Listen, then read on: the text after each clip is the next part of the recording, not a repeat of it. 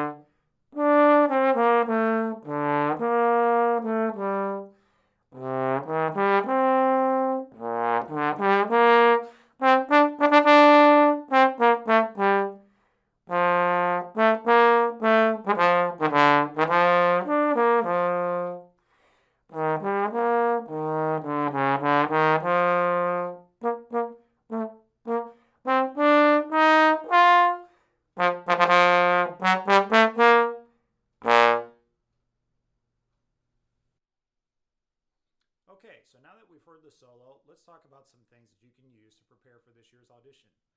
The first thing is that you notice we're in a pretty upbeat tempo, and there's no articulation indicated at the very beginning. I recommend having an energetic articulation, a little bit of separation in between each set of notes, which will help contrast the legato sections that precede. So let's listen to the beginning.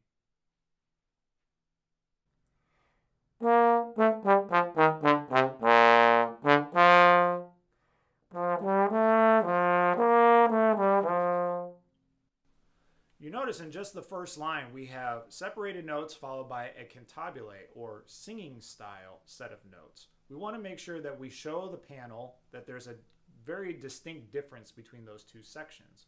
So I recommend that the beginning have a little bit of separation in between each note.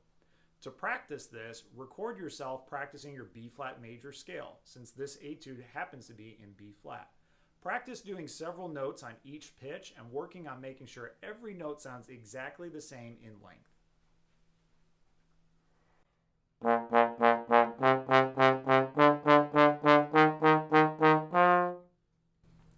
As you practice this, really pay attention. Make sure every note has a good sound and every note has the exact same front, middle, and end to the note. By recording yourself, this helps you identify if you're being consistent or not.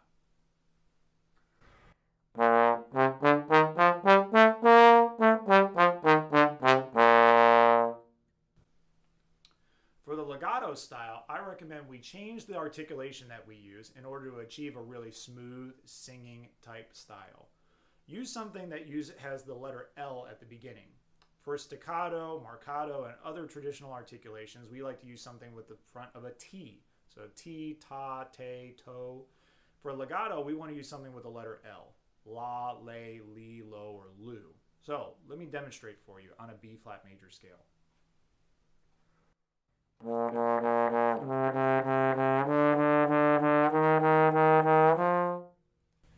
If you notice, all the notes are connected. You want to make sure that you're using a consistent blow of air as you articulate with that la syllable.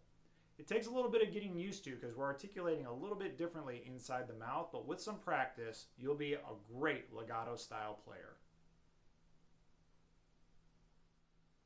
All right, so if you're feeling inclined to do the B ending, you notice at the end it says con brio, or with spirit and being lively. Make sure there's an audible difference, that you're picking up the tempo and driving all the way to the end. Let me demonstrate.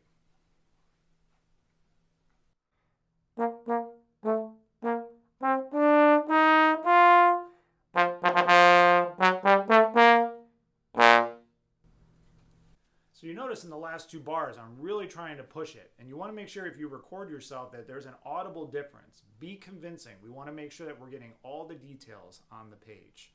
If you notice that you don't feel like you're doing enough after you've recorded yourself, practice really picking up the tempo, perhaps using a metronome and bumping the metronome up an additional 10 clicks.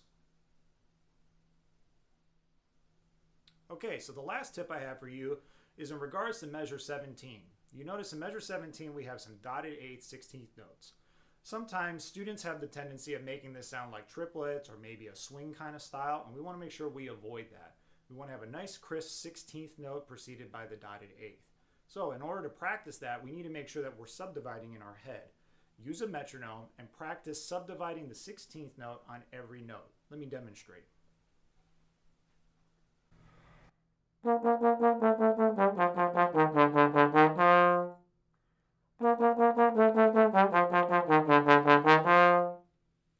So on every dotted 8th, that means we're going to articulate 3 16th notes preceded by the changing note, which would be the 4th 16th note of a quarter note.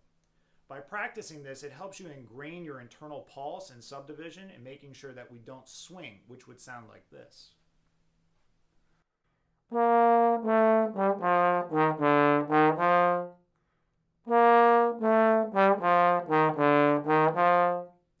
of has like a lazy lilt kind of feel to it. We want to try to avoid that. The reason that this particular moment exists in the etude is to see if we're subdividing or not. So by practicing your subdivision, this will help ingrain, as I said earlier. Once you get comfortable with that, remove the subdivision and play the measure as written.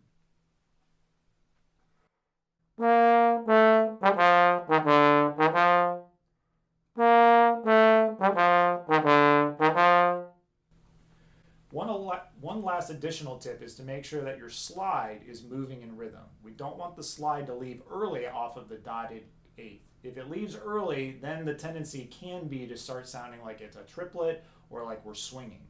So make sure that the slide moves in rhythm. Let me demonstrate one more time.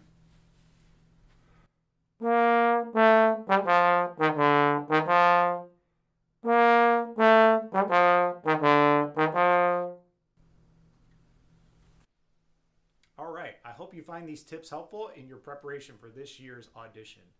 If you have any additional questions or would like to receive some additional help, you can find my email here at the bottom of the screen, and also find me on social media like Instagram and at our website, the Charlotte Trombone Collective.